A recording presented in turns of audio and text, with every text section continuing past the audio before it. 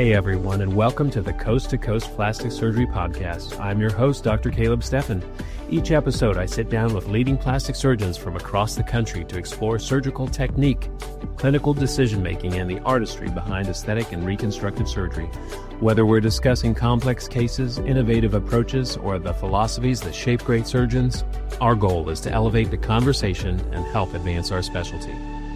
Tell everybody a little bit about yourself. Well, I think I know some of it, but there may be some stuff I don't know, so I can't wait to get surprised.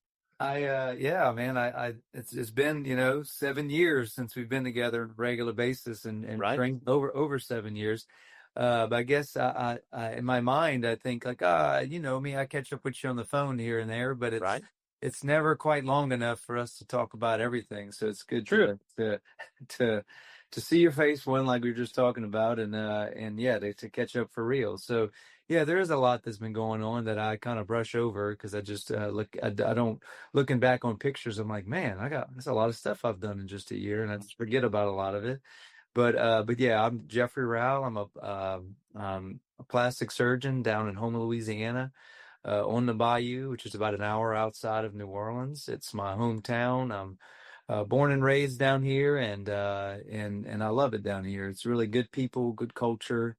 And Caleb and I met whenever we were in training up in Tennessee, in Chattanooga, Tennessee. And Caleb was, quite a fun guy to train with, and good friends. And I moved back down here and found my wife up there, Caitlin, who was my first week up there. Moved her down here to the Bayou. And fast forward about 7 years, just growing a solo practice still. And got a couple of kids, a couple of boys. As far as when people ask, how do you define yourself? I don't often go to profession in my mind. I really respect and love what I do, but I always say I am a family man first, and like to think I'm a good-hearted person, and I run off of a lot of creative ideas and projects, and just optimizing all of these things that come to me, and it fits right in with the profession, I feel, because I love people, I love creative ideas and things, and I love using my hands to do them. So it all matched up perfectly. But yeah, as we'll get to in a little bit, I got a lot of things that interest me outside of just work. So That's pretty great. Yeah, that's one of the things we like about you. You touched on something already that I think is pretty neat. We were all in training together at University of Tennessee, and you come as the new fellow,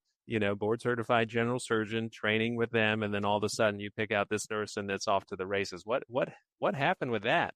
That, like any big decision in my life, I never really sat down and discerned over it. I feel like it just came to me or gravitated towards me. I never really thought about going to med school that hard, going to general surgery, going into plastics. It just kind of just let it happen. I'm fortunate to say that. And it's kind of that way with Caitlin. I was just moving there. I've never really dated a nurse, and didn't know a soul in Chattanooga.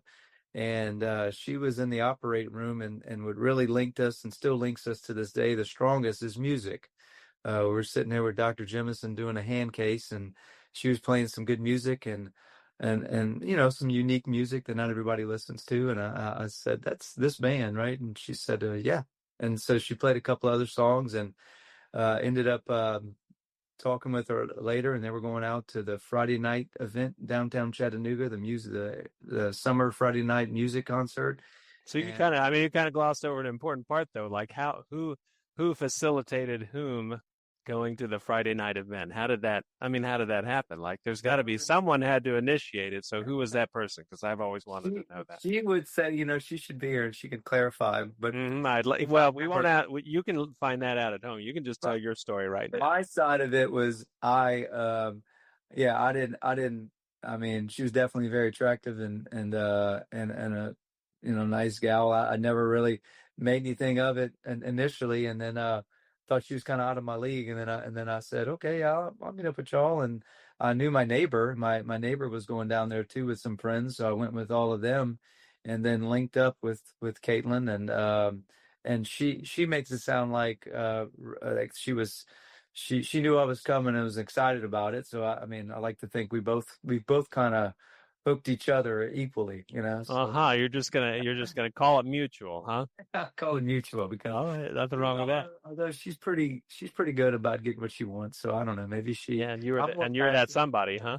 Yeah, and I'm more passive, so maybe I was the victim there. So I so see. yeah, I think she got to me, but like I said, I'm open to anything, and especially a pretty girl that listens to good music. Oh, that's awesome. So a very, yeah, a very successful lose on your part, huh? Yeah, For yeah, I'll take power. it. Yeah, Yeah, that's take funny. it. That's funny. Well, so you guys have been married how long now? 7 years. I like to say I had 12 hours of freedom. We got married on July 1st of 2017, and the end of resident fellowship was June 30th. So I got married, the later on that evening, and then been happily married ever since. And yeah, I have a 3.5-year-old and a 2.5-year-old boy. So two boys. That sounds Uh, pretty busy. yeah, yeah, but I'd like to have more, but Caitlin's kind of pumping the brakes. But I need a girl. I grew up around. I'm one of five boys. I grew up in the middle of five boys. I like all the boy energy. It's fun, but I feel like I've watched all my brothers have mostly girls, have mostly nieces, not as many nephews, and I love having them in the household. I wish I could have a little girl, so I'm still trying, Hmm. but yeah, What are you going to do to bring her around? How are you going to like sweeten the deal, convince her that you need a girl? I don't know. It's slowly. She's got two older brothers herself, so I use that one the most. Like, well, it was fun you growing up with your two older brothers, so Yeah, I try that one the most. you're And just going to wear her down. I just eventually, maybe I don't know, maybe I'll win, maybe I won't. We'll see. Time will tell. Time will tell. That's funny. Uh, Well, one thing that we don't talk about or haven't talked about very much was what was Dr. Rao like when he was a kid? How would your mom and your dad, what would they think about you, and what would they say about what Jeffrey was like when he was running around the bayou? so my mom, rest in peace. She passed a few years I know back. that. Cancer, but she was a very vibrant person, well known in our community. A lot of people knew and loved her. In fact, we started a foundation in her name. And she was chasing after my two older brothers, and she would say that I was the easy kid because I was kind of off on my own, good old middle kid, and kind of just doing things by myself, my own little creative corner, just doing my own thing. And so she would always freak out and ask, "Where's each kid?" And I was the one that was just hanging out by himself in the corner. So she said I was the easiest one. So I always like to Hmm. hold that flag up amongst my brothers, and I like to Hmm. say I'm the Shame him a reason. little bit. Yeah. And I'm the reason why the next two got to come around because I was so easy to raise. Uh-huh. But that's my joke I put on them. But my dad's adjective he uses a lot, especially with the nephews and nieces, is that's one funny kid, and that means that he thinks you're cute and he loves you, and it's just his one adjective, and he'd say that about me a lot, and I hear from OR staff that have worked with him for years said, "Oh, we've heard stories about you for years before you moved back." So a lot of them knew who I was and knew about me before I ever got here. So he's proud of us all. But yeah, he would definitely say that's one funny kid because he has some funny stories that he tells. But yeah, funny. And they would also say I'm the kind of go-to artsy or creative one too. Hmm.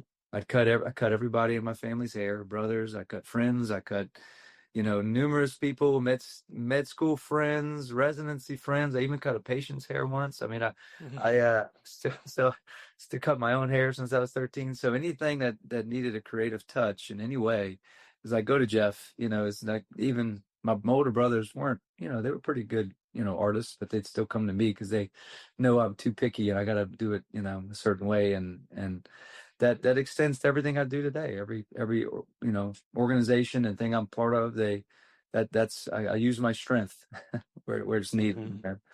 So yeah, I think that's what they'd say.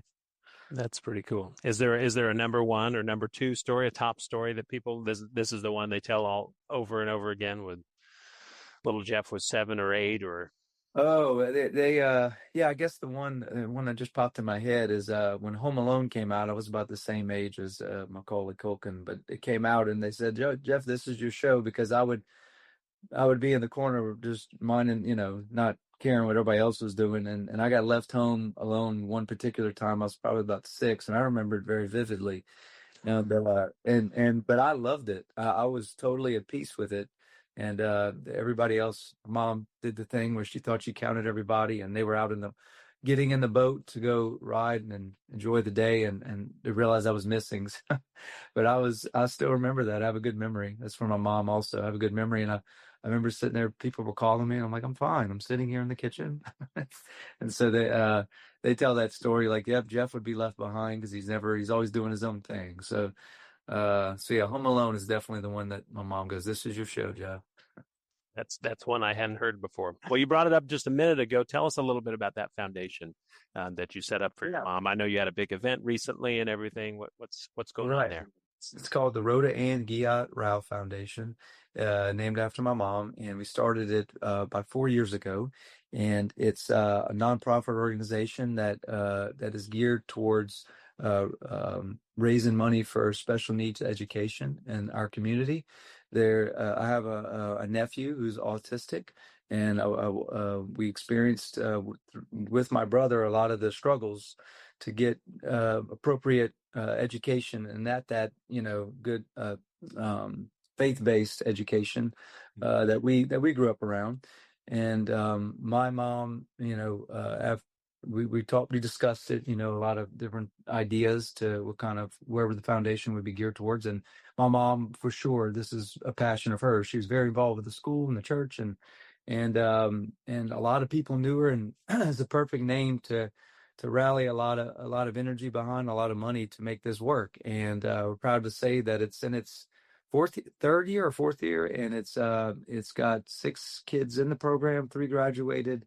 Or finished finished to go on to the high school program, and they've got a few in the waiting list, and it keeps growing. So it was a huge need, and I feel like I don't go a few months without having somebody that talks about it. It's always a topic because there's a lot of people in this community that struggled with finding appropriate education for their kids. So it's a good it's a big void, definitely, that is filled now, and we're real proud of it. And we put on an annual, to call it a tailgate party for called Row Fest, and we have all the fun kids games, bands.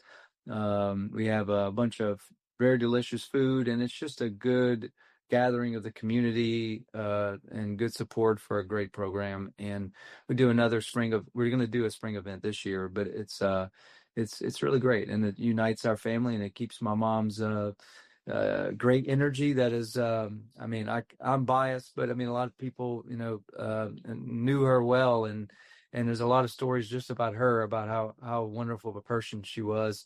Just any kind of joyfulness that I feel like any of us have, it's all from her. My dad too, but my mom's just the beating pulse of our family, and she just never met a stranger. I had med school buddies that met her 2 or 3 times. It felt like they knew her their whole life, and mom would message them on the side. I didn't even know this until after she passed, just about little connections that she would always keep, and it was always very genuine. And it just came naturally to her. And we was very fortunate to have her as my mom, for sure.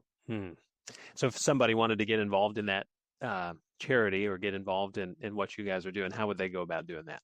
So on Facebook, we have the Rhoda Ann Giat Rao Foundation on Facebook, and they also have the connecting web page. And I'm not sure of the exact web page at the moment, but it's connected through the Facebook account. Okay. But that's where you go. But so if they connect with your social media at the end of the program, they'll be able to see that as well. Yeah. Awesome. Very good. That's great. So you mentioned a lot of artistic things and things you've been up to. You've been back home now. Tell us a little bit about that Rao name, the medical name in your community. You're the first surgeon, I guess, in that area, or is that not quite right? Yeah, it's contagious, I guess. Yeah, it's funny.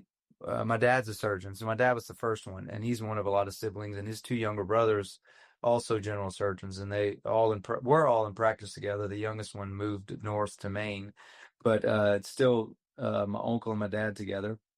My two older brothers are radiologists, and he told all of us don't go into medicine. So he was just a good example and said, it's not what it once was, and encouraged and said, don't do it. And then he said, well, definitely don't go into surgery. And so I'm the only one who went into surgery. My younger brother is a family practice doc, and I got another younger brother, youngest, who's an appraiser, and we call him the smart one. No, but we are all different and unique in our own ways, and hence like in any family. But we just all found a common interest in medicine, and it's just funny how it ended up that way. And we don't, when I grew up, I didn't really know what my dad did till I was 12, but it just worked out or matched well with, I think, like I mentioned earlier, I love people. I love taking care of people, and I love being creative while doing it and working with my hands. So some of those things I get from my dad for sure. So, and I still love general surgery. I'm still, use my general surgery skills and help take general surgery call for my dad and them. So it helps keep us connected. And, I like helping in that way, and just a weekend call here and there to cover their patients, and they cover mine when I leave town. So it works out because there's not any other plastic surgeon in town. So I need the help, Absolutely.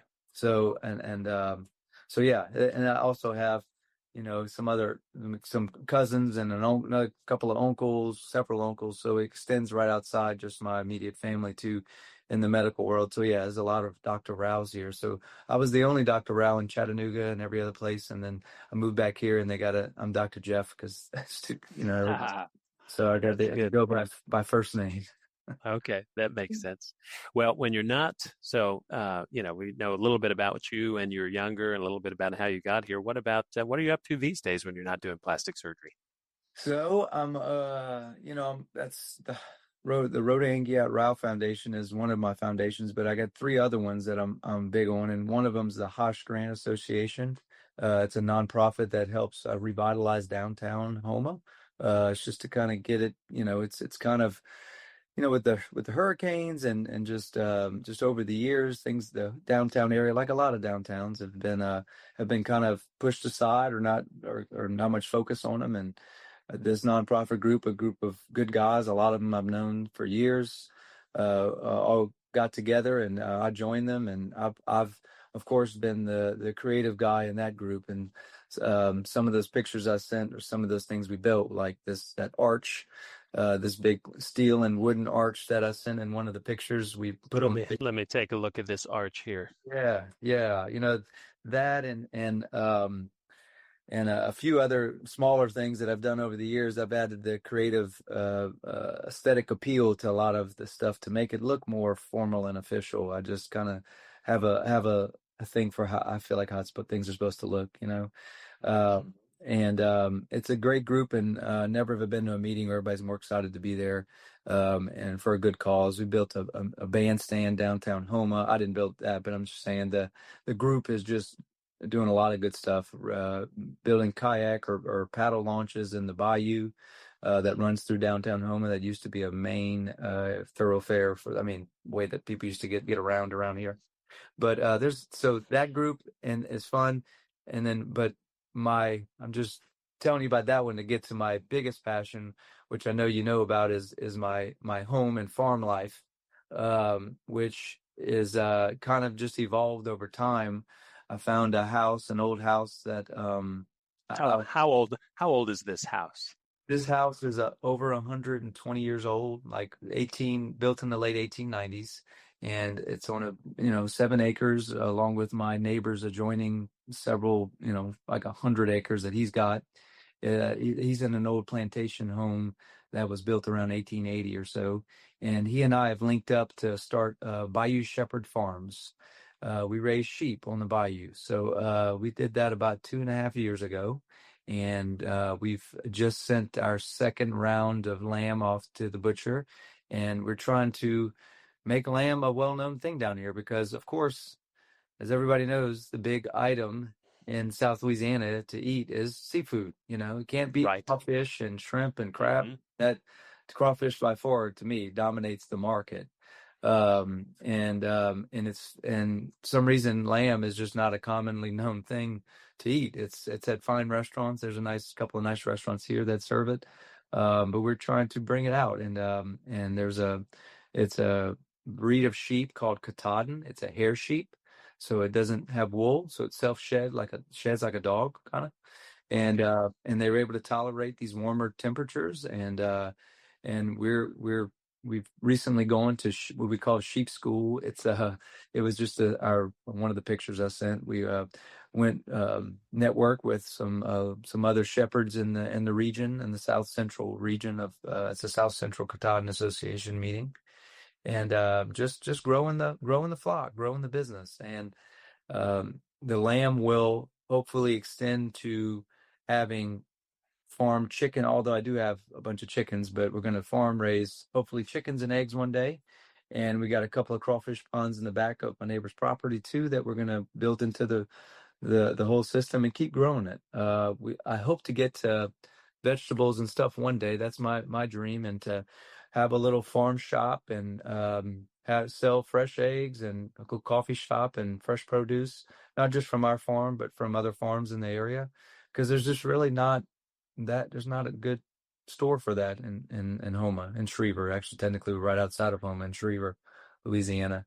But so is this kind of a homestead idea that you're thinking for you personally, and then also have a kind of a local produce store? Is that more or less the vision that you're thinking of? That's it. Sure. That's it. And it's, I didn't realize how much I enjoyed the feel of that until I always enjoyed going to our hunting property in Mississippi growing up and being out in nature. We were camping all the time when I was a kid. My dad would take us out in his motorhome every other weekend, and it's our good little retreat for our family. And so I always loved the outdoors.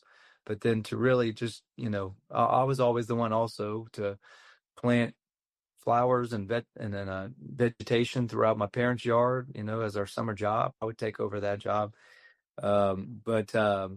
But yeah, it grew into me finding this beautiful piece of property with a beautiful old house on it, because I love old houses, and doing that part too. I'm big into renovating and ideas and building various furniture for the inside of the house.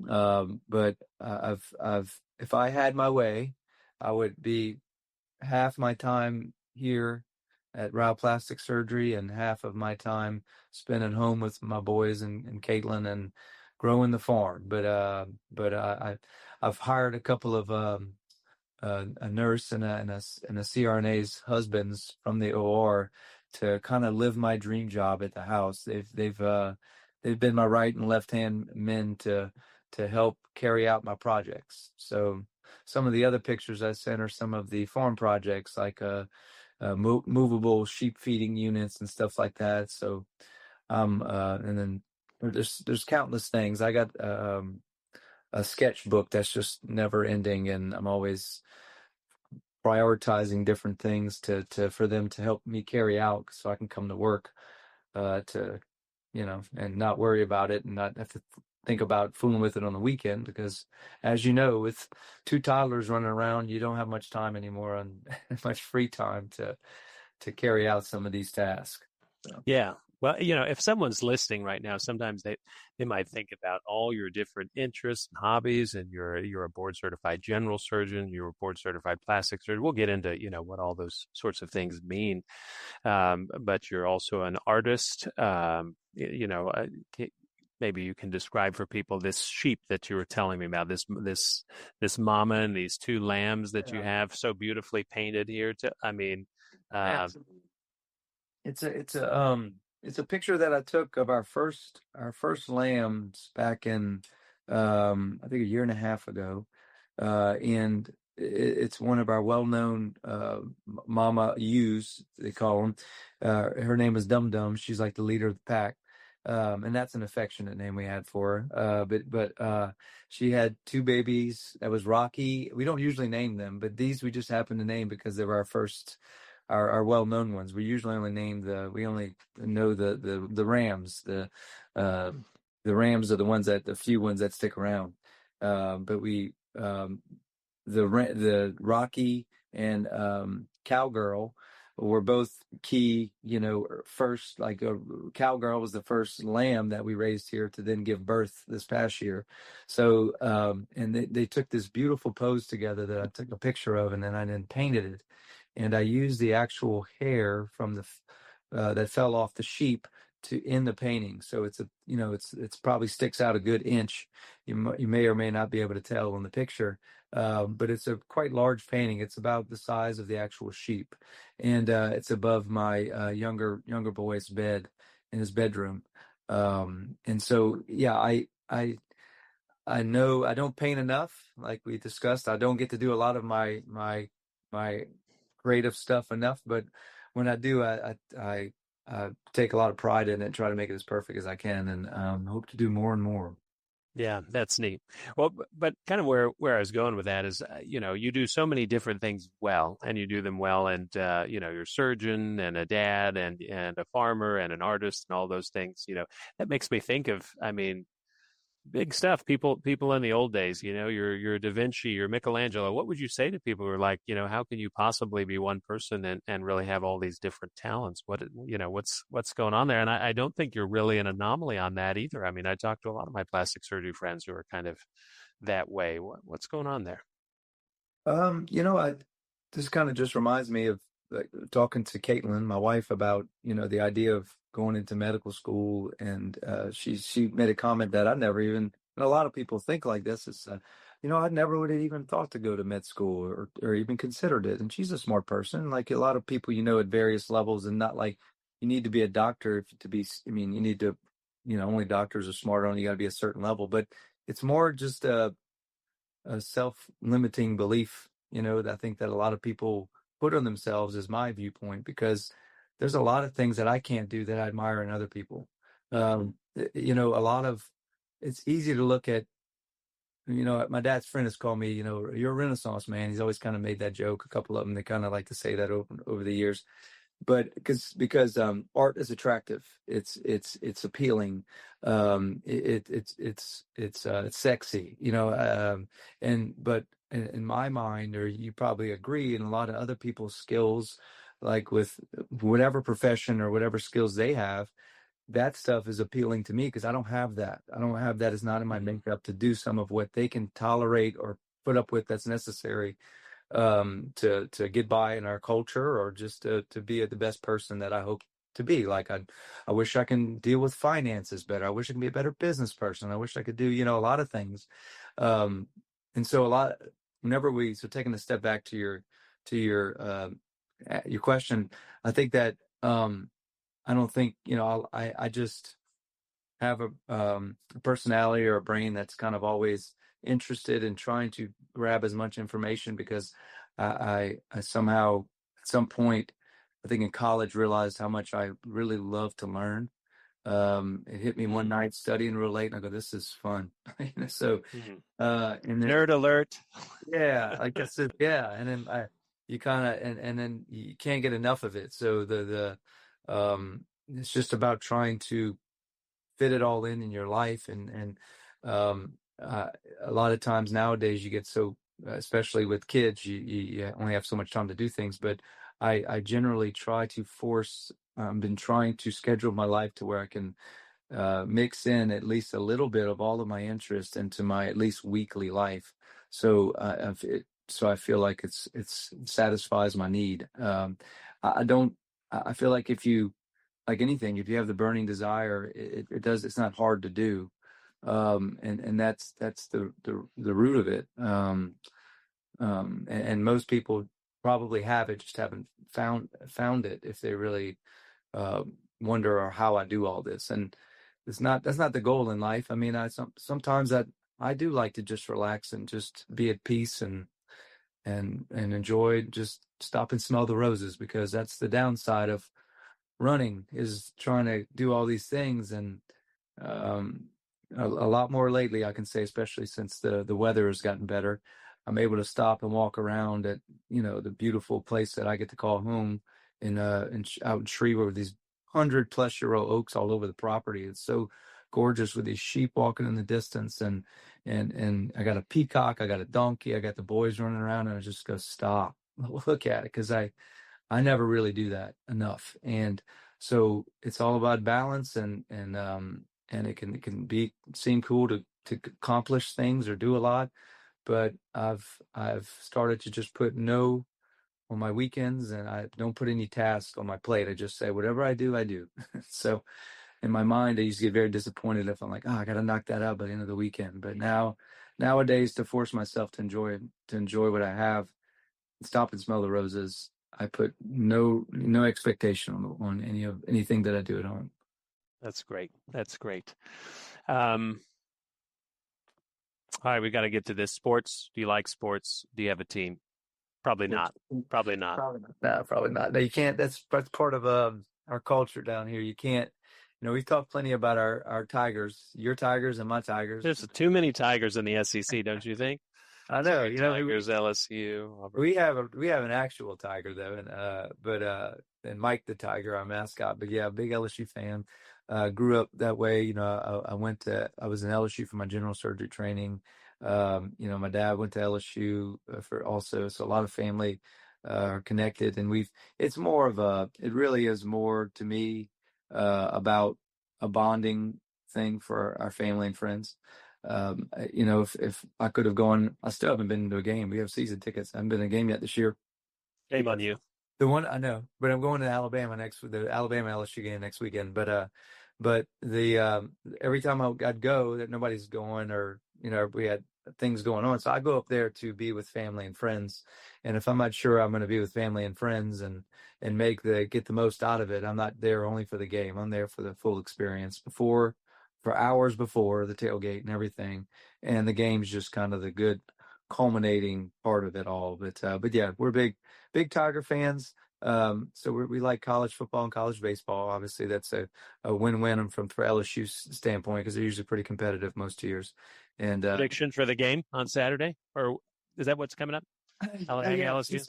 Yeah, this is an off weekend coming up, but it's the next Saturday. After.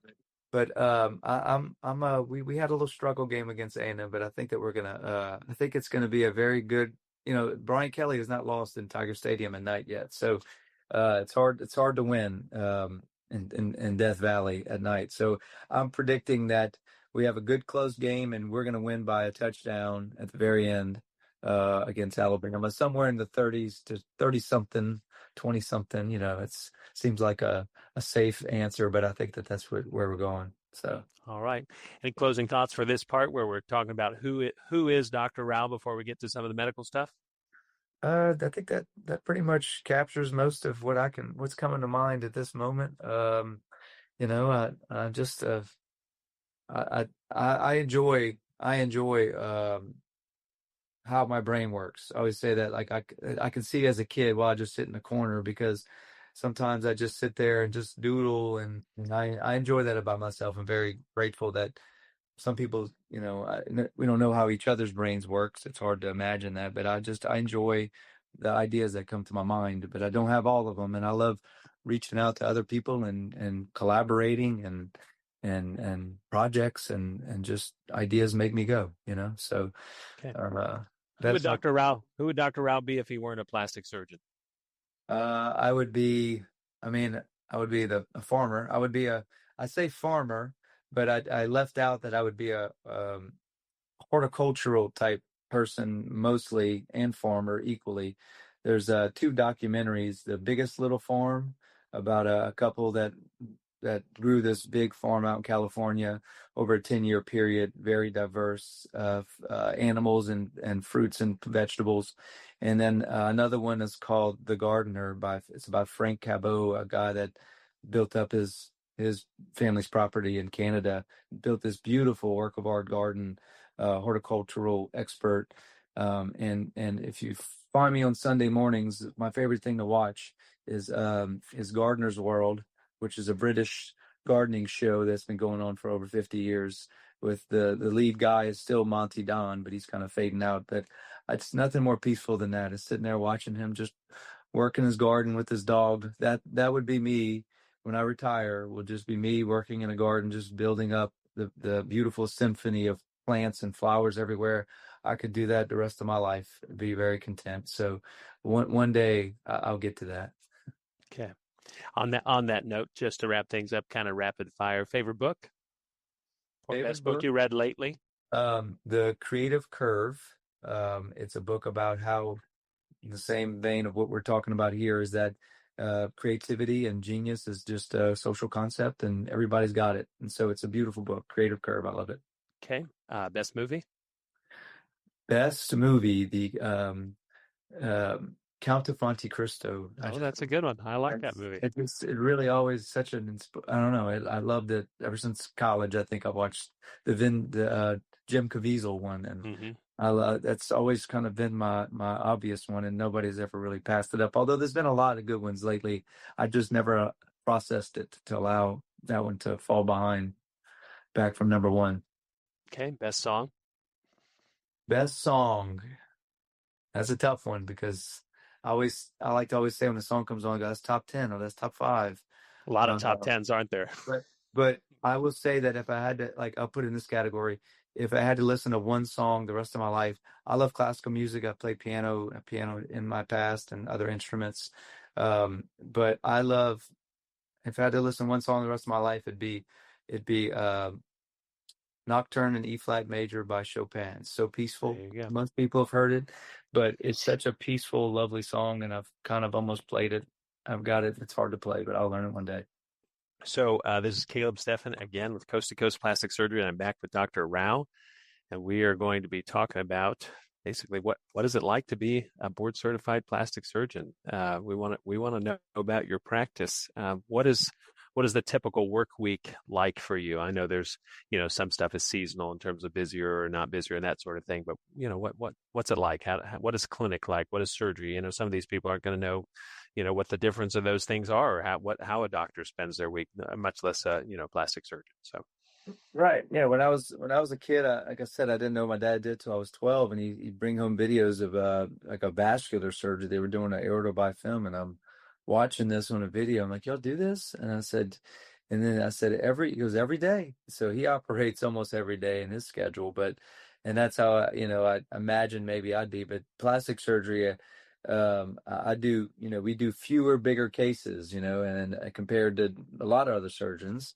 At least in my experience, and my typical week is Monday, Wednesday, Friday OR days, and Tuesday, Thursday clinic days. okay. Pretty much all day. I don't mix them. I'm either in OR mode with my scrubs on, or I'm in dress clothes seeing patients in the clinic. And I like that. That even I'm focused on one or the other each day. Although I will sometimes see patients in the afternoon after having a surgery, but it's surgery takes a lot out of you, and it's always a toss up. Surgery can take a lot physically out of you, but then clinic can be mentally kind of just exhausting too in the same vein. But I enjoy them both. I enjoy talking to patients and coaching them through the process of whatever they're going through. And I also enjoy just getting in there for several hours on end, 5, 6, 7 hours for some surgeries, depending upon what it is, and put the music on and just getting after it. I enjoy both aspects of it. The nice thing about plastic surgery, there's always good and bad sides about every profession.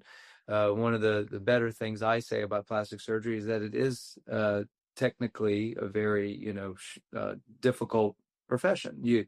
Every little thing that you do is noticed, and I luckily, the way that I am, I always say I'm pickier than more than 95% of my patients. So I notice things that they don't notice, and I try not to bring them up if they don't notice them. But I'm always trying to make perfection as much as I can.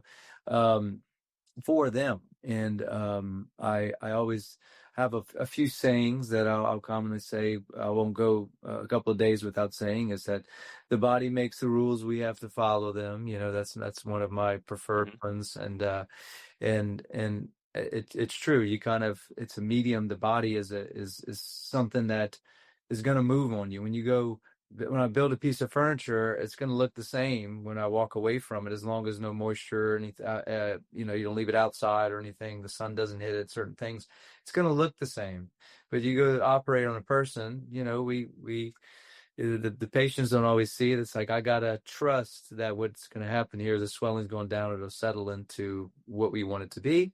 And you got to anticipate that. So that kind of demand on me, on you two, is like, is a joy. I like that. I like that challenge. It keeps me in check. I'm always trying to do right by my patients. I always want to, I never always say I walk out of the operating room not regretting a thing. I do as much as I know I can do, and I don't leave until I'm happy. As happy as I can be. I'm never truly happy, but it's always the enemy of good is better kind of thing that you're playing with when it comes to getting things is the way you want them. But yeah, you kind of mentioned how kind of the artistry, and then also in terms of building things, right? There's a lot of comparisons for a general surgeon. Some of the stuff general surgery does might be compared to plumbing, or some of the stuff neurosurgery does, or we do in plastic surgery with nerves, might be compared to being an electrician or something like that. Sometimes I think in terms of what we were doing, I feel like you're specifically maybe alluding to skin. Tell people a little bit about that. There's things that go into, what sorts of things go into skin that make it where the body makes the rules in terms of what's the skin going to do after surgery. You've seen it all, and so what I'm talking about. But what do the people who don't know what we both know about skin that affects the plastic surgeon when he's selecting the operation or managing expectations for how something will go? Right. So everybody comes with various skin types. I mean, you have youthful, beautiful, tight skin that can be mostly a wonderful thing. And patients that are seeing you with that they don't usually have a problem. But if you're doing a breast augmentation, you got to rely on that tighter skin to stretch for you and fill out a breast in a way that a patient wants it to. So you have to trust the skin to do its job. But mostly the problematic skin is some of the stuff that's on the other end of the spectrum, the loose stuff with the stretch marks and the loss of elasticity, and people that have healing problems, that develop scars that, everybody comes in and goes, ooh, look at that plastic surgeon. He can't see his scars. And we all take that. We go, yeah, I did that. But we all know as plastic surgeons that another saying is that we make the incision, the body makes the scars, so but it's all going on you, no matter what happens. It's like, well, you did that, you need to own it, and you do. But I'm just saying that it's tough. You only can do so much in some situations. And we all are always closing skin the same careful way. It's just how the body wants to react to it. So yeah, you got varying skin tightnesses and types and certain expectations from some patients to be that 20-year-old person with the tightest, nice skin after, at 50 years old. And that's sometimes difficult. So yeah, there's a lot of the skin, the largest organ on the body that we operate on. But back to it as a profession, it's everything we do is only skin deep. So patients are nervous in the morning, I say, we're only operating on your skin. We're not operating your heart, your lungs, your brain, your neck. It's like, we're good. We're just skin deep for a long. Takes a long time, but we're only skin deep. And so there you go. That's my soothing thing, because most people do say I'm nervous. I think I can count 3 people that have ever said I'm not nervous, I'm excited.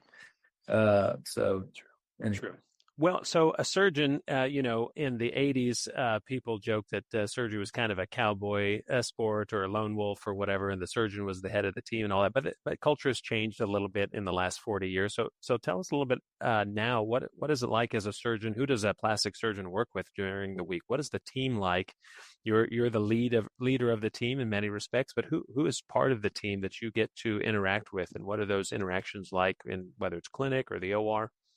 Yeah, so I'm a solo practice guy, but as most people, I'm sure I'm similar. You got your office staff here. We got our receptionist. I got my surgery scheduler, and also my manager type person, as well as my wife, who's my aesthetic nurse, and as well as my nurse who's part-time, who's kind of my concierge type person who really develops that good rapport with patients. And I also have a medical assistant because on busy clinic days, you really need 2 clinical people helping with taking dressings down, helping do various things. And because I like to get as much in as I can, I like to get people into the clinic to see me if they need to at any time, new patients or follow-ups. I don't like anybody ever feeling like they can't get in here. So I can get busy on certain days with add-ons and so forth. But yeah, that's most of the office staff that I'm working with, and the ones that I'm dealing with hands-on are definitely the 2 clinical ones, as well as the surgery scheduler, kind of talking about ins and outs of the schedule coming up. When it comes to the operating room, that's very important to, always, that's an important group of people, and to have right and understand how you do things. So you got the anesthesiologist or the CRNA, the nurse anesthetist. And you also have your nurse that's in there, and then your scrub and your first assist. And that makes up most of the team. And one of the things that we all know too well is that one of the most important qualities you need to have to work in any of those positions in the operating room is you need to be a good conversationalist, because we're in long surgeries and some of this stuff can be routine, and that's the people you get to sometimes know the best, because you're sitting there doing an hour-long closure that requires no conversation about the actual task. It's only conversation about I don't know, what is your favorite song? What would you have, and random topics. And one of the hardest questions always is what music do we want to listen to? And so, because you have what's the answer? It varies. I am I talked about my favorite song earlier, but my favorite radio, like, you play certain bands radio, they play music like it. Caitlin and I are really big into the Red Clay Strays, a band out of Mobile. Got a very new, awesome sound. That's kind of a mix of gospel and country rock. It just sounds really good. We saw them twice already this year.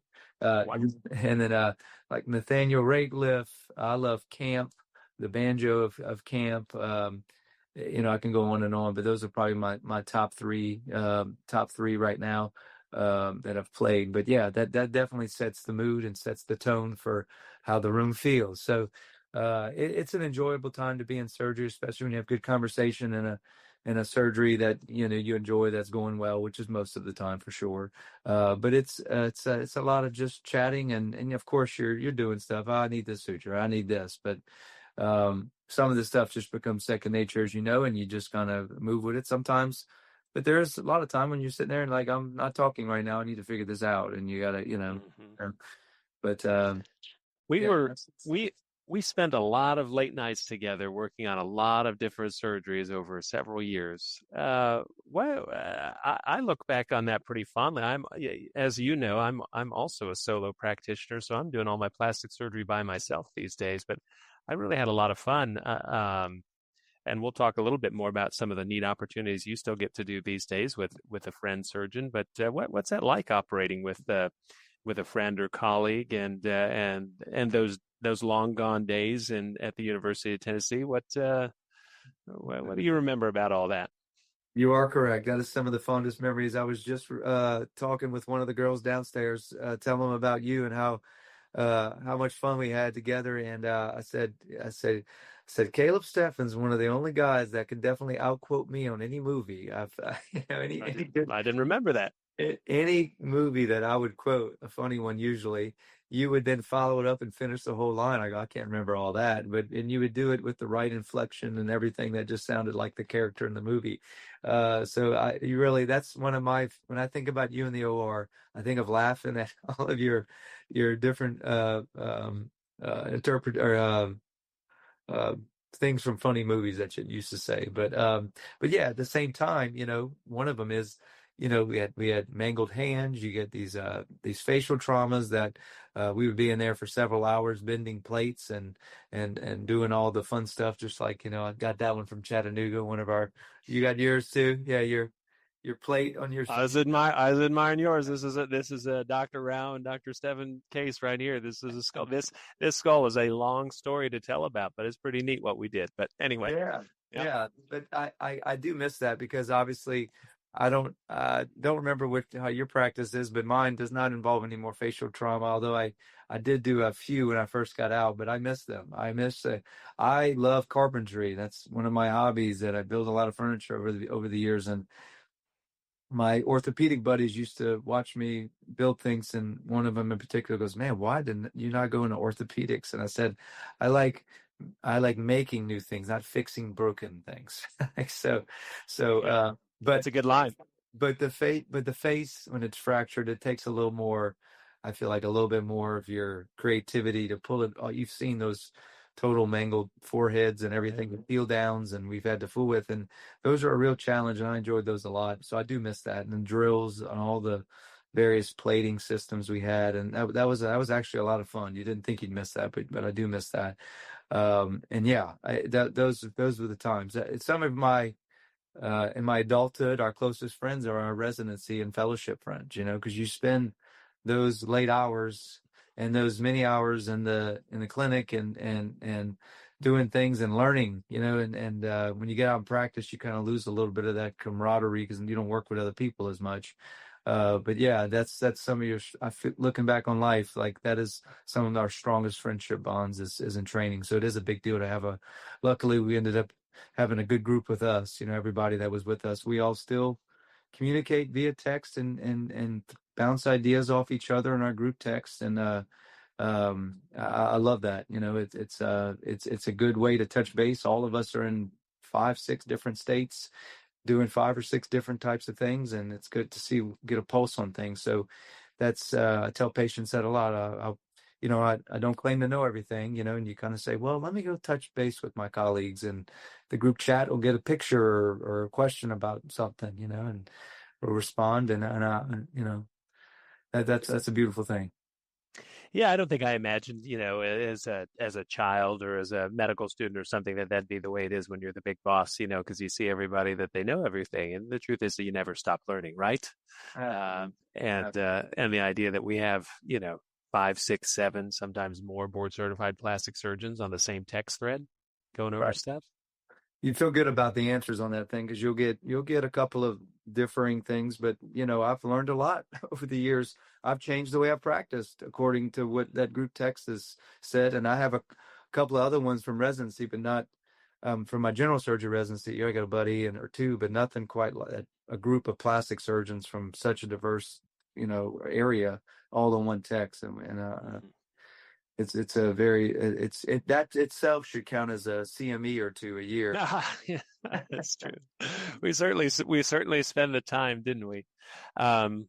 You said that you really, in terms of each decision, it more or less came to you, right? In terms of you're not like, this is why I went into medicine wasn't really it. It was more like here was medicine before me, and I stepped into it, right? Is that the right take on your journey through medicine, general surgery, plastic surgery?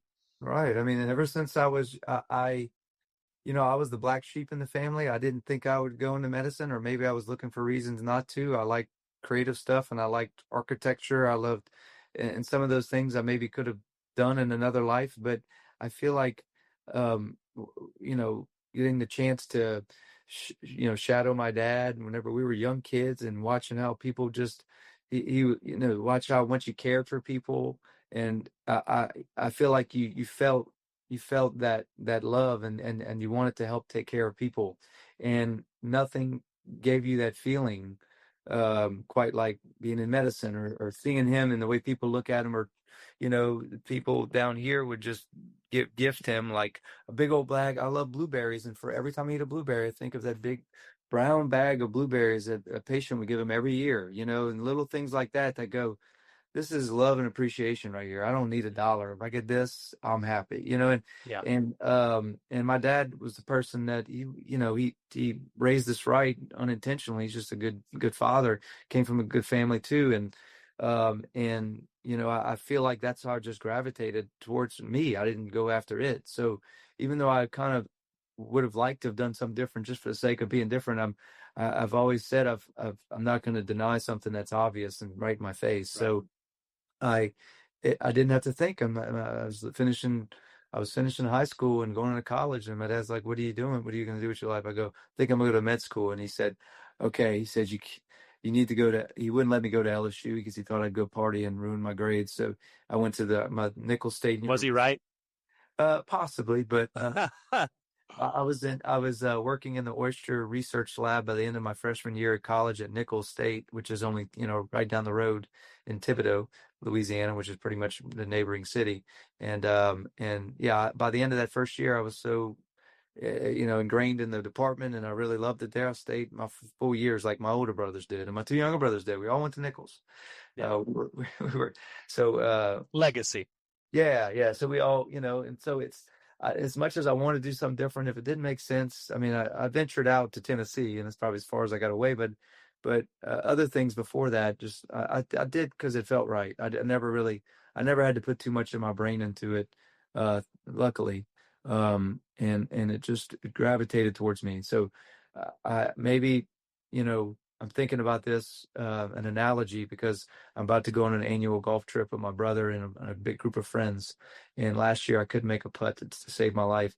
And my brother's a really good observer, and he's a really good golfer, and he's watching me. He goes, Jeff, every time you grab something, you look at you thinking too much. He goes, you're a field putter. He goes, look at the hole and just putt. And I couldn't miss the rest of the day.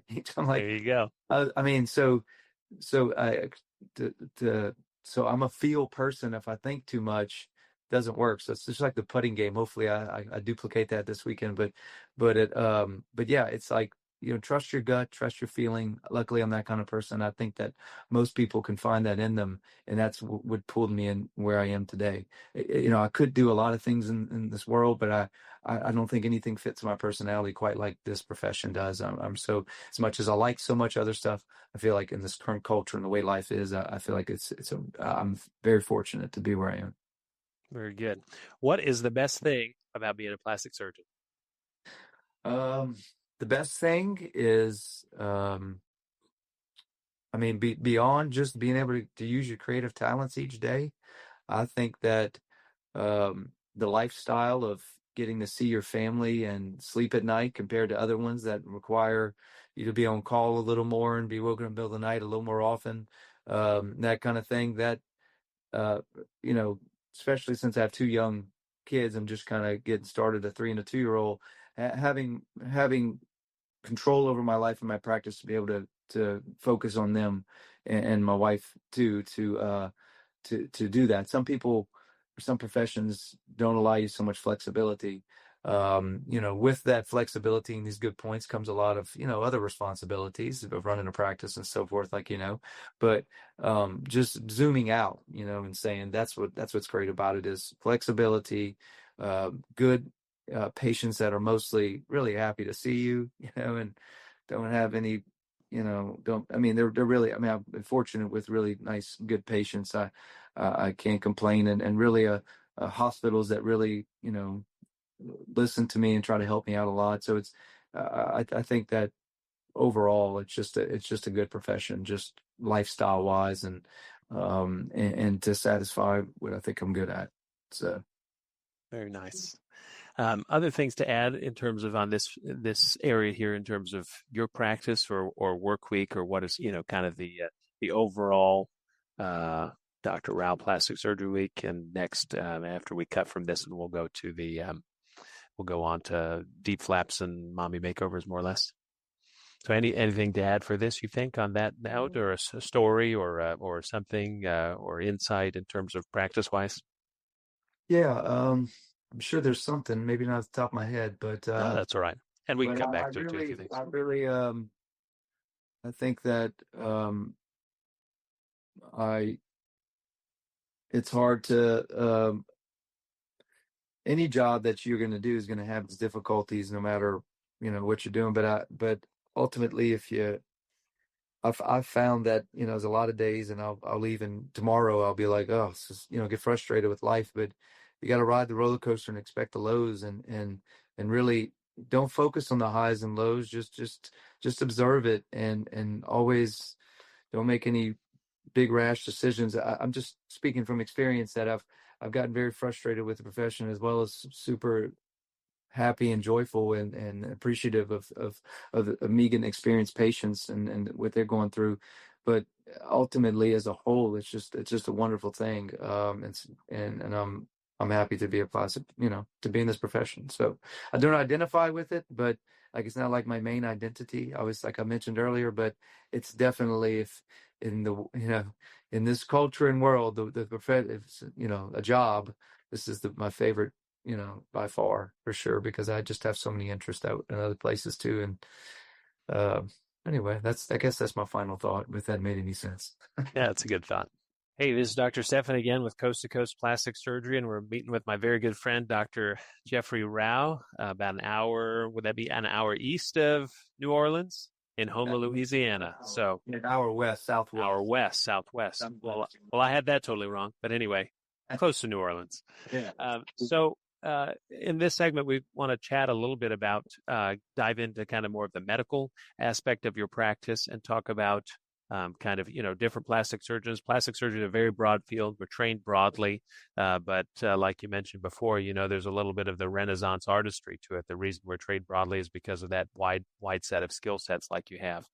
And so what I wanted to talk to you about was, your favorite sort of procedures that you like to do. I'm sure you have many. They're like kids, hard to pick a favorite one. But is there something in your practice that you favor over the others, or maybe reasons that particular parts of your practice would stand out as far as surgeries go? Yeah. So I have probably it's probably 70% cosmetic practice and 30% reconstructive as a whole, generally speaking. And you're right. There's a lot of favorites. There's new cases that come in that interest you all the time. Like, wow, I've never seen that. Probably never will again. And those are the ones we probably text each other about or show an interesting case. I mean, those are fun and interesting, and because you apply principles from other stuff that you do, or you maybe did one in training, or you heard about one, but you never got to do one. So those are always fun and can be a favorite easily. But as a whole, like taking all of the practice, I kind of think about it in 3 different categories. And one of them is, an easy one. A lot of people will say, like, the way I process is to say, what's your low stress surgery? Because a lot of people just want something that's routine and good and easy and has all the good high points. And tummy tuck and abdominoplasty, we do a lot of those. They're great. It's not that they're easy. They're just easier than, there's no symmetry issues. The belly's laid right out there. You don't have to do awkward positioning to go lipo or do different things. And it's quite routine, and you don't have to think quite as much with that for sure. And you can do more of that chatting that we talked about in the OR, and it can be a quite easy routine to have that on your schedule most days. Tell people who are listening a little bit about the pearls of what makes that kind of a slam dunk operation for you. What are kind of parts of the Rao technique that make it so good and your patients so happy with their results after a tummy tuck they've had with you?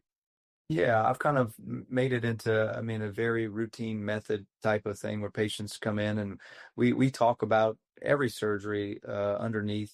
Using the Vector 3D imaging, which I know I've talked in the group chat about a lot.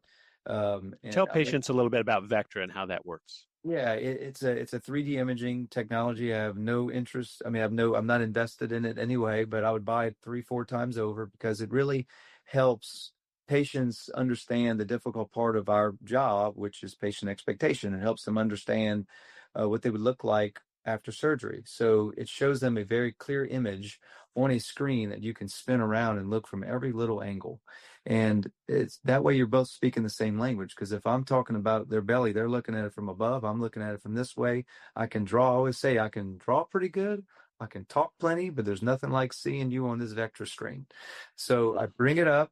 I show them what they look like. They have various little things that you can measure on there and show you things that you may need, especially for breasts, for asymmetries and so forth.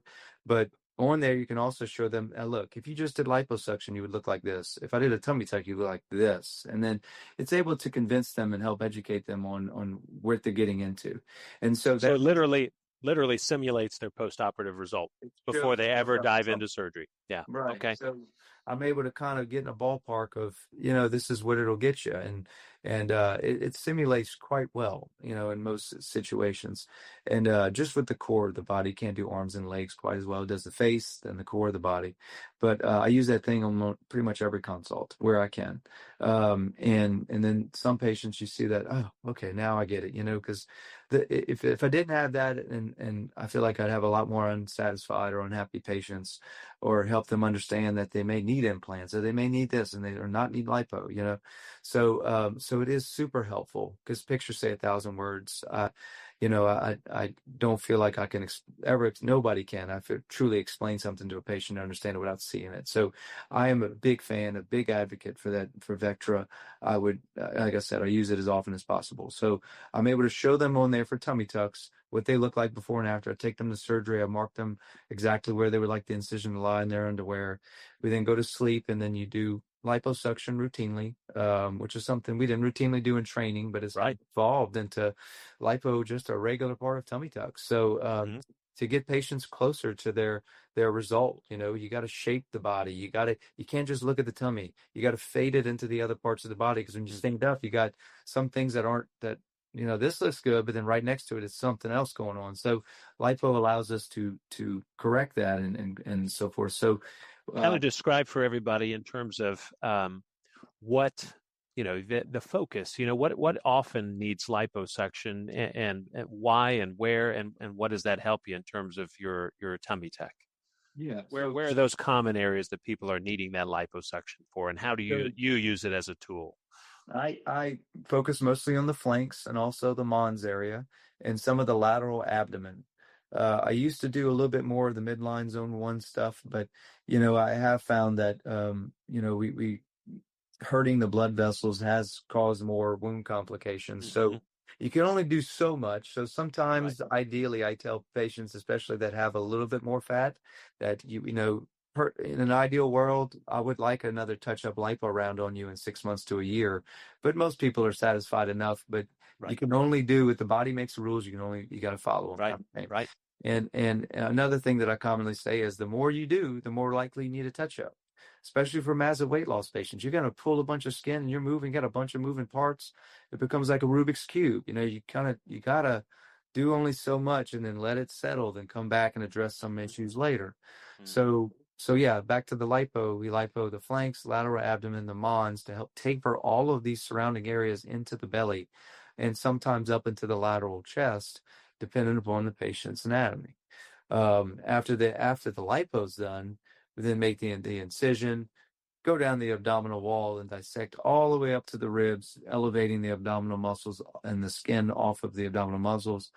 And then most of the time, for sure, you're doing what we call a rectus plication, tightening of the muscle down the midline in a couple of layers, and routinely using Exparel. I know we started using it in training. It was fairly new then, but I use that in most situations too. And Exparel is a long-acting pain medication that takes the edge off for 3 days, and it's revolutionized pain control to where some patients don't even take narcotics post-op. I've had some patients saying, I'm going to be your worst patient. I'm going to need a lot of pain meds, and they don't take any. So, so really, it's not as painful as some people think or imagine it is. Mostly because of that medicine, for sure. But then, yeah, excising a very carefully marked amount of skin and doing a progressive tension closure like we learned, and pulling it down, and from the high lateral tension down to the middle, and let it taper just right to be a very natural cosmetic result. It's quite routine, yeah. Yeah. So you mentioned, the lipo kind of making the waist and shaping and transitioning from the part below an incision and up to the breasts and the sides and all of that to give those curves, right? That's kind of what you're optimizing on that part. And then you mentioned that rectus plication. What is this problem that, women who have had multiple kids, and sometimes fewer than that, or people who've lost a lot of weight, they know this experience. What is it for people who don't know about that, or people who don't know what to call it? What's going on there with those muscles that you're sewing them together, or how does that work? Yeah, so most women that have kids, they what happens is the child inside their abdomen stretches the abdominal muscles apart, the fascia in between the rectus abdominis muscles. So it's not, people think, oh, it's a hernia. No, it's just a general weakness. So you're stretching it out, and whenever you have the baby, it doesn't really go right back together. This is a kind of the mom pooch thing. mom pooch thing that you can't quite, you're always sucking it in. And the consult, you always have to go, okay, deep breath in, deep breath out, because I'm trying to feel for the diastasis, and everybody naturally holds their abdomen tight. It's just like not even thinking about it. Right. And so you go, okay, now really let your belly loose. So and then you push it on it. There it is, and you can feel it. But what the rectus plication does is brings those muscles back in line together, and makes it to where you don't have to suck in really as much anymore. It makes your fascia a lot tighter. So there's no opening like a hernia. It's just a general stretch of your abdominal wall. I also see it in patients that have lost a lot of weight because they have intra-abdominal fat that you can lose, and then that still gives you a little bit of looseness there. But yeah, the overwhelming majority of people have some laxity in their abdominal wall that need plication. Overwhelming majority, especially if you had some like, oh, I don't have one. Well, there's not black and white. It's you can have most people at least have a little bit and would benefit from a tightening. The only people that sometimes don't are the people that have still a lot of, lost a bunch of weight, but have a lot of skin, and maybe they don't have a significant enough rectus diastasis relative to the amount of skin that you're removing to make that painful postoperative recovery necessary. So you may not plicate those people because you're not going to notice as much of a difference, but you're taking off still probably 10 plus pounds of skin and fat. That's making all the difference. So that's what's going into the muscle tightening, the rectus plication that we routinely do. So, and then what in terms of what's actually removed, what's present there before and what's coming off on that lower part of the tummy tuck? You mentioned that bikini line scar that goes down nice and low and hides in the underwear or swimsuit or whatever. What are you taking out, and like how much is it, and why does that have to go? So they're taking out skin and fat, and that's obviously that lower belly apron, that thing that most women and men, I've done quite a few men over the years too, but you're taking off a good bit of skin and fat, and then you're that is usually the bulk of the problem for most people. You can lipo the flank and you can tighten the muscle, but the main part for most patients ends up being this skin and fat removal that is significant. There are wonderful new gadgets that I will get, but like these different radio frequency devices that help tighten the underlying tissue, and those have definitely a play, but nothing quite addresses excess tissue like removing it with and that's where our technology is now, and then that's why you need to see a difference. People come in, they want to see a difference, and a lot of things that the gadgets and stuff, that lasers and everything that can exist, they're tweaks. They're often tweaks, but they're good. But nothing's quite like surgery, still. Right. And then I don't think anything will rival it in the near future. But yeah, that's the main part, and then a very careful layered closure to give you a beautiful seamless incision that lies hidden in underwear swimsuit. Cool. And then belly button goes away, gets moved, stays the same. A lot of people worried about their belly button before a tummy tuck. What goes on there? Yeah, I'm definitely obviously leave it. I'm not like the people, the Hoyas people that remove it and make a new belly button. I think that would freak too many people out. Although that's a great idea. I like that. It's a neat idea. You got to have patients that really trust the process, and you got to take into account some people just like, ooh, I don't have a belly button for a while, But yeah, I keep the belly button intact for sure, and I like to do we used to do more of a Y a lot in training. I've done more of an upside down U, and I try to do various tricks to help hold the belly button stalk down, so it really pulls the incision that you see deep, because sometimes people have a long belly button stalk, and then you'll see some of the scar, and sometimes I'm revising those 6 months to a year post-op, because sometimes people do need tweaks. That's I'd say about 10 or 20% of people could use a tweak in some way or another. But yeah, trying to really pull that incision and that stalk deep to make it look like a very natural belly button. Cool. I know tummy tucks aren't your only thing. You have other interests as well. What are some of the other things, and why? You like that one because it's kind of one of those high producer. People love the results. It's a reliable thing. You don't have to overthink it. You go and you do it, and it turns out good, and all that kind of stuff, right? I mean, that's kind of the appeal of that procedure. Yeah, from your selfish side, everybody likes some low stress things in their life, and having, it's not as much symmetry involved, although there is, but it's not like two breasts kind of symmetry. It's just a little bit lower on the thought level, so that's good to have. And yeah, Slam dunk, right? slam dunk and makes patients happy. I mean, it's a Yeah. common thing.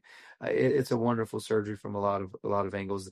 The other category that I like more is the challenge category, like your real difficult breast revision, cosmetic breast revision, to where you're having to bring in all these different things like meshes and lipo and carefully plan out exactly how you're going to do it, remove some breast tissue and move the nipple again and decide how big of an implant you're going to go with, and sometimes you have a capsular contracture and a ruptured implant.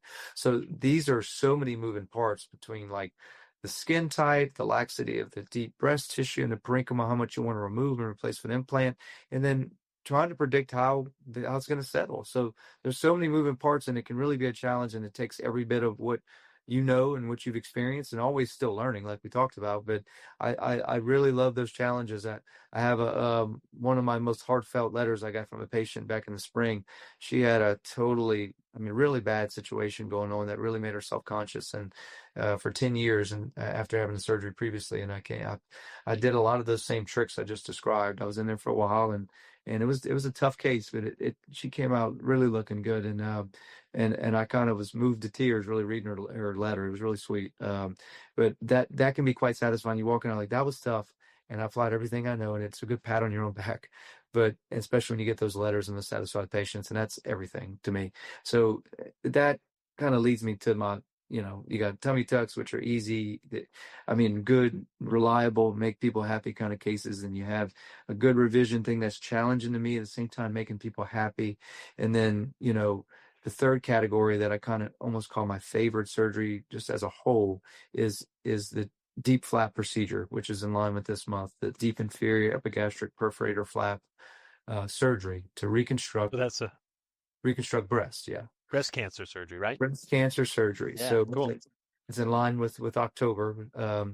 And we do quite a few of those. And when I say we, it's usually a 2-surgeon gig because it's quite involved. And myself and my colleague, Dr. Mark Stalder, he's based out in New Orleans. He comes down and we do them together.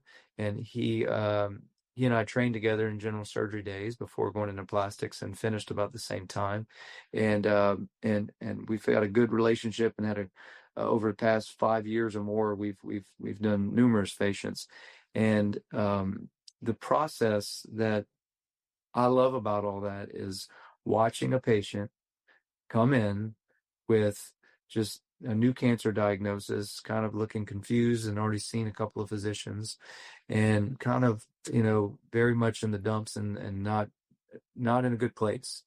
And I take the consult very slow to try to, talk through every little process, every little part of it. And I make it a very important point to say that part about my job is not, people come in and they feel like they're vain for wanting to make their breasts look good. Just treat this cancer. Like, yes, of course, we're treating the cancer. But the big part is that I want you to be able to look at yourself in the mirror 5, 10, 20 years down the road and go, I didn't have breast cancer. Because if you have any kind of scars that make you look like you had breast cancer, you're going to wake up every day and you're going to take a shower. You're either not going to look at yourself, or you're going to look at yourself and kind of just in deep conscious, you're beating yourself up like we all do sometimes. And you're like, I have cancer. I'm a scarred cancer person, even though you're in remission. So the confidence that patients come out with on the other side after going through a big surgery, that's technically the most difficult thing that I do. And because it's a microscopic surgery where you're sewing very small blood vessels together, and to move the belly tissue, the tummy tuck tissue, which is just skin and fat, up to the chest, you're sewing in the artery and vein into the ribs, vessels right behind the ribs. And the glowing person that you see on the other end of that is so fulfilling to me and everybody in this office. They become like a first name basis, most of the breast cancer patients. And they are like a new person. It's a blessing in disguise for a lot of these patients. And they'll say that. They when you first get diagnosed, it's the worst thing in the world, but they come out of it shining brighter than ever. and I'm riding the wave with them. That's what I need a boost for the day. I see the next breast cancer person that came through, and I'm like, I like seeing them, overseeing them. Like, yeah, don't come back in a few months. Let me say hi to you again, that kind of thing. That's how close we are, and that's how everybody in the office is with them too. So we take a lot of pride in that patient population for sure, because of where they start and where they finish and what they go through, and we're there for every step. It's a big surgery. It takes a lot of hours, but every part of it is so satisfying to me and for the patient, because compared to implant reconstruction, we did mostly that in training and did a lot of it. And I love implant reconstruction, but compared to it, I think it's not nowhere near as good, because you get your own tissue. I feel like the longevity of that result, I know that patient's not come and see me for a touch up in 5-6 years because their implant lost position, or they got a contracture, or they ruptured, or any of that stuff. And I've seen my own patients from early in my practice, plenty, to have to touch things up. And some of them I've done flaps on. And so for the patient, I don't want them to have to, there's a lifetime of come and get touch-ups down the road, even though a lot of patients don't need it. I'm just saying that when you go through this, it's nice to use your own tissue and just get through this. I'm always a big advocate for removing both breasts, because I just think like I would want to think. I've seen enough recurrences. I've seen enough, like, just remove both breasts. We can reconstruct them very much more easily at the same time if we're doing the same thing to both breasts. And then, these kind of people, as much as I like, all of them, you don't have to see me anymore as the rest of your life to come get things adjusted and corrected and so forth. And you can forget you ever had breast cancer. So that kind of brings everything together, from being a technically difficult case involving similar incision and process as the tummy tuck, because we got to do the same incision. It's the same stuff. And then a microscopic surgery that really brings you, sewing little vessels together, along with my colleague, Dr. Mark Stalter, who's kind of he's the guy that does it every day. So it's good having a guy, I work really well together, a guy that really has a sound way of doing these flaps. Working together to get these done really quickly and successfully. We have, knock on wood, not lost any flaps, because there's always a chance of that. But we, had surviving flaps for everybody. And it's just a great overall surgery. That's awesome. Tell people a little bit, if you could, paint a little picture, because you could probably break this down into 2, 3, 4, 5 steps or whatever. How do you think about the surgery? And for people who aren't there, a lot of people who are listening do know a thing or two about DIEP flap or DIEP flap. But tell them a little bit about, you mentioned kind of tummy tuck, you mentioned microsurgery. What's that all about? Yeah, so preoperatively, you plan it out by getting a CTA scan. We routinely do that to map out where the blood vessels come up through the abdominal tissue and supply the skin and fat of the abdominal wall. That way we can know exactly where to go to identify these vessels to make the surgery go predictable and smoothly. So you do this scan and it shows you blood vessels. So these blood vessels are going to the lower part of the tummy. Is that right? That's correct. Right, pretty much all around the umbilicus, around the belly button. Usually more inferior is the ones that we're targeting, right below the belly button. And we mark them with a pin, and then we know where to expect them, because they can be in a lot of places, but we know exactly where to expect them on a patient, so that when we go in, we're like, okay, this is where it's coming up. I need to kind of slow down and look for it, to allow us to get to it very safely and carefully, because like I mentioned, it's spaghetti strings. It's 2 to 3 millimeter blood vessels, and smaller, really, where you get close to the flap. So you cannot be, you have to be very gentle. You have to very carefully, your system that's holding has to just barely retract with just the right amount of force, and pull too hard, they can pull the pedicle off. So they're just holding barely, and you're constantly adjusting. But you have to, there's a thing in surgery where we develop a sense for sterility. We all know hands above waist and all these general things. Well, that's the next level of awareness of, we have our general surgery style of being a little more rough with things, and it's kind of like reminds me of the late great Dr. Kennedy that trained us. He's like, it takes about 6 months to beat that general surgery out of you. You kind of, as far as he's talking about being finesse, because in certain professions, you don't have to be as, because general surgery and then a lot of things we do in plastic surgery, tummy tucks, you don't have to be as finesse with some of those things. But this surgery, you have to develop that sense of being very microsurgery, right? Microsurgery mindset of everything is very delicate. You are in a china shop. You have to sit here and just peel it away. We're not in a hurry. We're removing, but you mess that vessel up, you ruin the surgery. So every little step matters. And so you're clipping each branch of the tree as you're marching down into the belly. And, and then being, underneath the microscope, your loops. And then you're taking that and then you're transferring it. So wait, you're using, just to clarify, you're using the fat that you would have, this lady didn't have cancer and she were a tummy tuck patient. You're using the same skin and fat that you would have just thrown in the garbage. You're finding the blood vessel that nourishes that, and then you're going to make a breast out of that? That's correct. Just using mostly the fat and only a little bit of the skin to make a new areola. And that's pretty amazing. It is amazing. And I always tell patients that, the core principle in plastic surgery is we have to replace like with like. So what's missing when we remove a breast after the general surgeon does that, the first part of the surgery, general surgeon is removing the fatty breast tissue and the glands of the breast, and oftentimes the nipple too, which involves some of the ducts. And that the glands, ducts, that's the problematic part of the breast. So you don't want that anyway. So that's gone. But mostly the fat the breast is a lot of fat too, right? Especially as patients age. And so you were replacing like with like. So we're taking your own fat and doing an auto transplant back to yourself. So, we know your body loves you, so we don't have to worry about rejection drugs and everything. We're just completely freeing it away and going sew it back into another area. So we are truly replacing mostly like with like, just don't have the glands in there. So when patients say, oh, I got these reconstructed things, I go, that's your breast. That's the same skin you have. That's the breast skin. That's just some fat just brought from another area. That's just to fill in for so it was still, it's still the same thing as it was. So don't look at it as anything different. That's your breast. It just doesn't have the glands in anymore. That causes the cancer.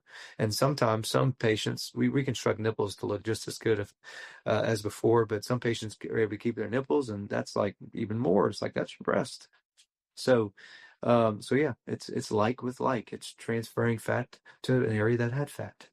That's plastic surgery 101, right? Replace like with like, right? That's right. That's right. So it's very satisfying for that.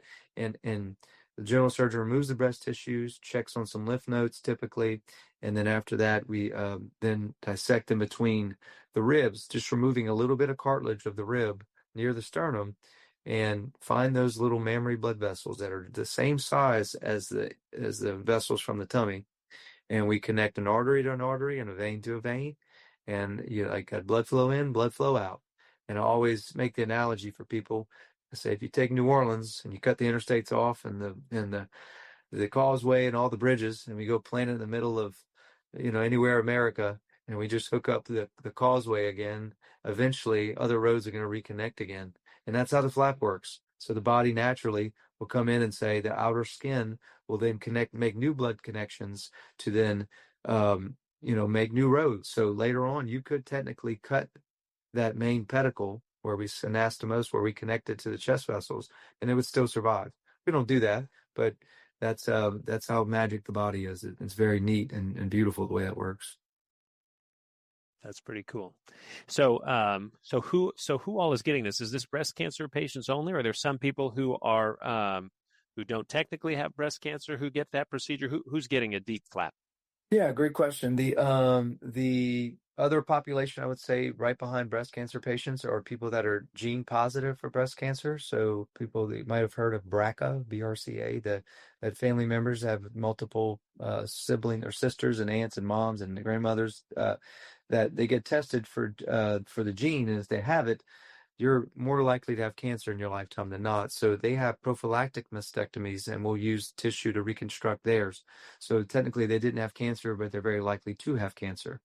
I have a couple of patients who've been approved from insurance to have mastectomies because they have a very bad fibrocystic disease that gives chronic pain and problems that are even concern on mammograms and ultrasounds for cancer that that it's more beneficial just to be done with it because they've had so many biopsies. And then the other group that I'd say is not common and it is possible is to do it as a cosmetic thing, because some women come in and don't want implants. And I mean, they come in, but it's hard to find some of these people because it is a little more expensive to have to undergo the two surgeon process. But we're always like looking for that person that doesn't want implants, wants a tummy tuck, and would like to use their own tissue. They're perfect candidates. And they're just as much of a candidate as just be more out of pocket costs because insurance wouldn't cover. But yes, that is still very possible to use your own tummy tuck tissue to make your breast. So we will do one. We will do one day. I had a couple of close candidates, but yeah, it's just you got to these days. You got to make. You text me when you do. Yeah, I will. So you talked about, I mean, we already have a sense that this person's transformed. Their tummy is flat and smooth. They have a new belly button, and then they have breasts that aren't going to give them cancer, that are similar in shape and size to what they would want anyway, or even maybe shapely or look like they had a breast lift or something. Is that really is that an honest take on a deep flap result with you and your associate?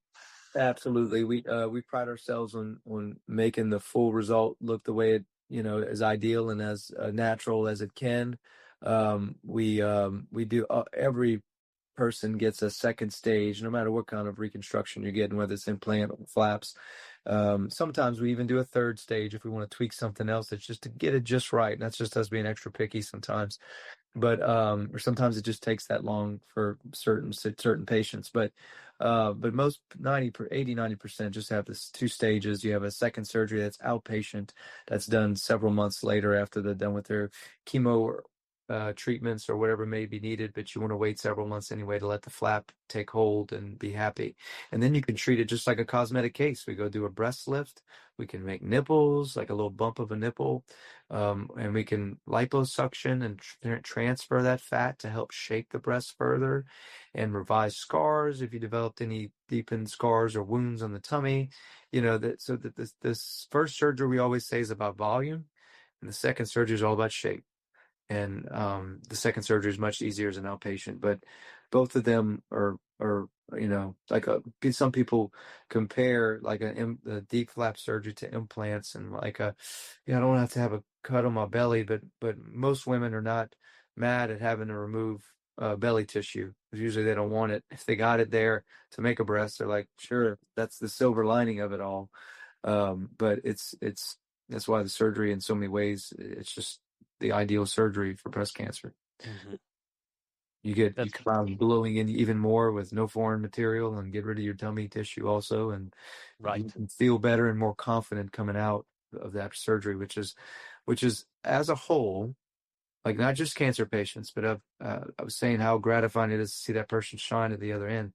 But I love just as much that cosmetic patient that's a little self-conscious, just like the patient like the letter, that one that shines. I realize how much that means to me, and how, once you establish your practice and the feel good stuff, and I just really in my, I'm sure I'll grow to love it more and more as my practice goes on, but I'm really just trying to see that revived person on the other end, that confident person. That's what I'm focusing on. That's what I'm thinking about. And so, I used to have this thoughts in my head, like plastic surgery is kind of, not as far as compared to other reputable, you think I'm just making people look good. I'm putting plants and not a noble medical profession, right? That's the common not a noble dig we get, right? That could be further from the truth, because I don't ever look at any patient like a cookie cutter, get them in the conveyor belt and let's go, like some people that fly to other countries to go get cheaper surgery. That I think that's how some of them look at them, looking at the results sometimes. But I look at each person as their own unique person. I see the face, I develop a picture in my mind, and I never approach any surgery the exact same. I mean, it's just my natural way. It's some of it. It's like, no, I just kind of want to do this a little bit different, and it can kind of bother the OR staff because they're not used to, I don't have any kind of set routine. But if it doesn't make sense to me to do it, that I'm doing everybody's case a little bit different in some way. So I'm not a robot. My brain doesn't work like that. I can never remember algorithms in training. I was like, does it make sense? I'll follow it. Yeah, they make sense when you look at the screen and follow an algorithm. Like, yeah, that makes sense. But it's got to just flow common sense wise for me. And that's how I've approached every patient. And I think it's translated well because every person truly is different. You say, yeah, you're doing generally the same thing, but there's always something different about each patient. And that's how I treat each thing. I want each person to have the best outcome I can give them. And it's not the same. That's awesome. That's good to hear. That's great. I think that's good. Anything else about deep flaps or those two? I mean, that was good. I was moved by that. Jeff, It's real, man. But yeah, I know it is. It's a big part of my practice. I'm proud. I'm fortunate to get to do it. It makes me, the other thing about stopping smelling the roses, having to do a microsurgery, it makes me stop and slow down and focus on something as opposed to keep moving. My ADHD, like my wife says, I'm able to, in surgery, I'm only focusing on one thing, and particularly in microsurgery, you're like, okay, I'm really calm right now. And it kind of almost meditative in a way to, when you're sewing the vessel together in the microscope, Mark and I, Dr. Stoddard went across the thing, and that's when you kind of like have some real, you just kind of, that's when it's fun. It really is fun. And so and you're just talking and laughing a little more, or because you're really quiet and still, and I feel like that's a different, the best part of the surgery. Yeah, it would be interesting. Unfortunately, probably most of the people listening can't and will maybe never get the chance to be in an operating room and watch people doing microsurgery. But it's just so interesting that the way that a surgeon is positioned. When you and I have been under the scope together many times for microsurgery, and what a great experience that is. But basically, you have thumb, index finger, middle finger on each hand may or may not be moving, or just one hand, and the rest of the body. Right. You're just breathing, right? Just breathing, and you are resting your hands, and you're noticing the subtlest of movements. It makes a big difference underneath the scope. So you really are just truly still, and everybody's still. And it's just, usually you got some more mellow music on. It fits the vibe a lot better, at that surgery. So you may adjust the music if it's a little too much beat or something, But yeah, it's really a peaceful experience in a way in surgery. All right, back with Dr. Rao. This is Caleb Steffen, Coast to Coast Plastic Surgery, and Dr. Rao has been gracious enough to spend a lot of time with us here today. And so we're going over just you had the floor to start with. We're going to let you finish with it. In terms of closing thoughts, what any particular trends you're watching in plastic surgery? Major trends, I think is, when it comes to deciding to do surgery, a lot of people won't commit to a lift or won't commit to this or that because they don't want the scar of surgery. And as you know, we don't like scars either. We try to hide them. We don't like to put scars. We're not looking forward to them, but body makes the rules, we have to follow it. So I think the advancement and the fine tuning of all the laser technology to get rid of scars completely, and that combined with tattooing, I'd like to think that the evolution of it all in the next 10 to 20 years will be pretty impressive, to where you'll be able to see a lot of people that have seamless scars, because we see those on some patients now that we want to test their blood or test their DNA to see why they just have no scars. You can barely see them. Well, we can possibly do that with some of the lasers and so forth. But I think that's the next big thing. And it seems, to me, it's kind of like, yeah, everybody wants a nice scar, but we can actually maybe get there. So that's my hope. That's what I think. That's a pretty neat horizon. I think that would be something to shoot for. What about in your own office or practice? You have a favorite product, favorite device that's or something new that's coming along?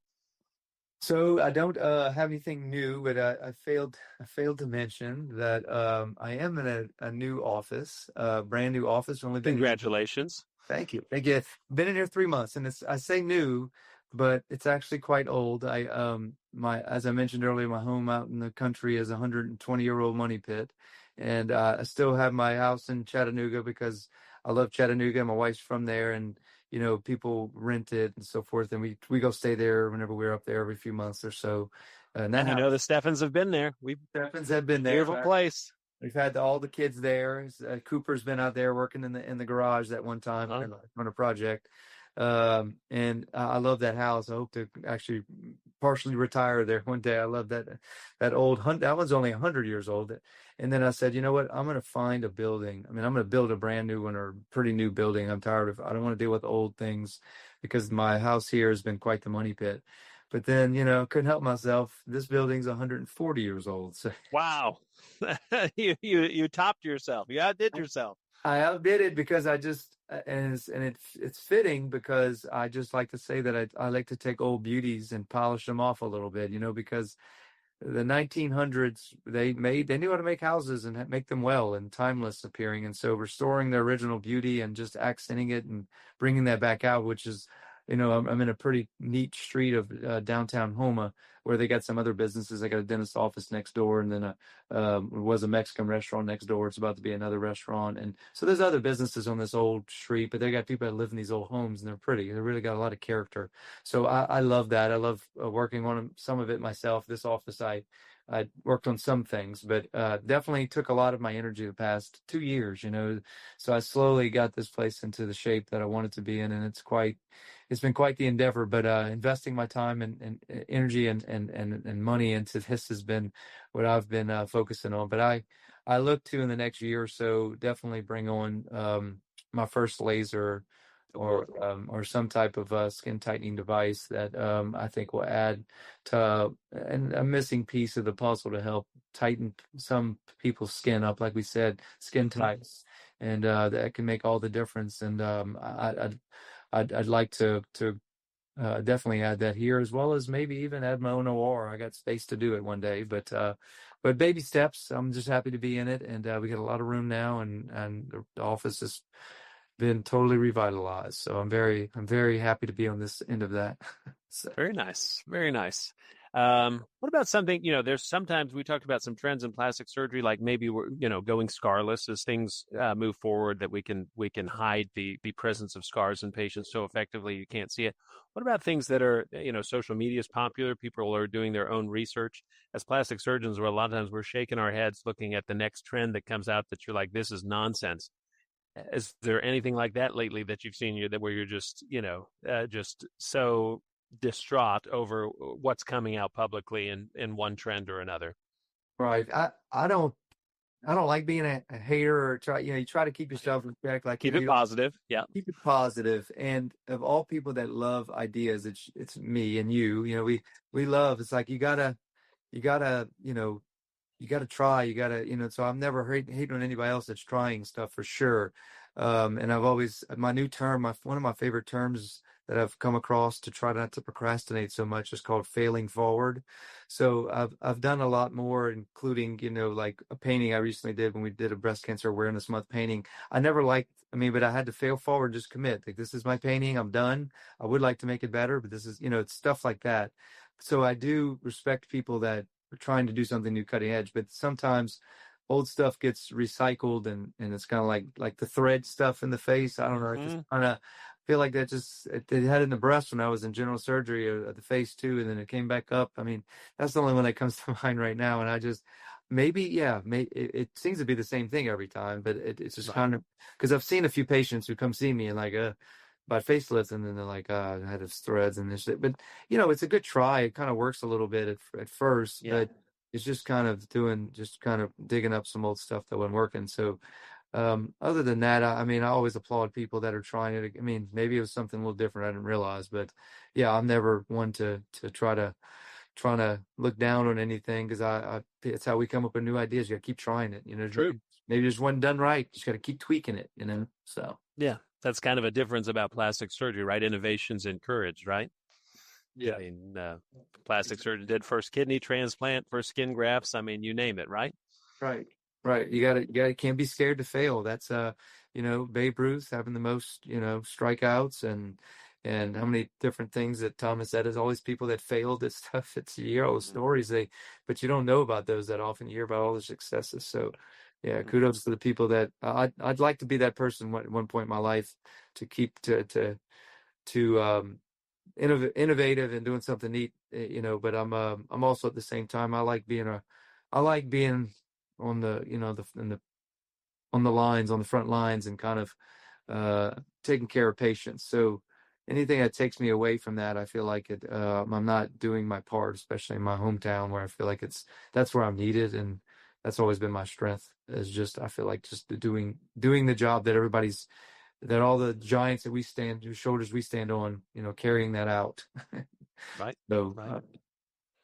I'll do all the innovative stuff in farming and the logistics and farming or something. That'll be the things I help move forward or something. Very good.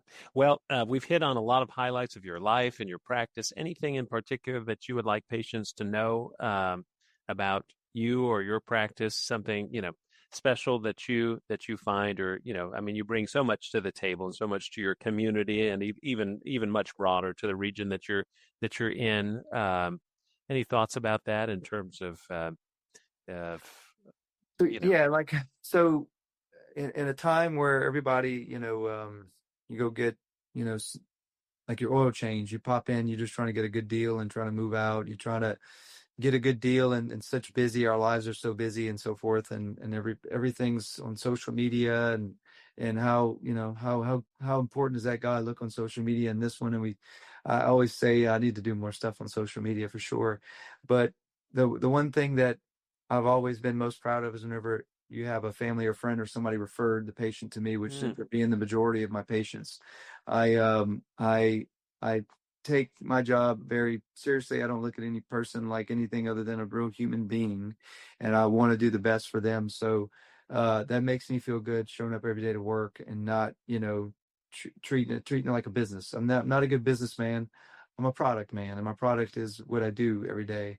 And I let everybody else over here figure the business part out. So I come to work as if some numbers don't add up on certain times of the year or whatever, it's like I know my patients are okay. I'm happy. So you're going to get the best quality focused care. I feel like from me, and I'm picky, and I want to do what's best for you and right for you. And so I feel like that more of like I'm more on the human level, and when it comes to plastic surgery and doing something that's making you feel more confident, more that you can bring your real self out, I think it's important to come to somebody that's focused on all of you in the right way. So I think that's who I am, and I'm not about making money, even though I need to pay bills and people's salary in this office, but I'm mostly about good results and making people very happy with them. If you enjoyed today's conversation, be sure to subscribe so you never miss an episode. You can learn more about my practice, explore additional educational resources, and find all of our podcast episodes at calebsteffenmd.com. You can also follow along on social media at Caleb Steffen MD for surgical education, behind-the-scenes content, and updates on future episodes. If you found value in today's discussion, we'd be grateful if you left a rating and review on your favorite podcast platform. Your support helps us reach more surgeons, trainees, and anyone interested in the field of plastic surgery. Information shared on this podcast is intended for educational and informational purposes only. It should not be considered medical advice and is not a substitute for consultation with a qualified healthcare professional. The opinions expressed by guests are their own and do not necessarily reflect those of Dr. Caleb Steffen or this podcast. If you have questions about your own health or medical care, please consult your physician. See you next time.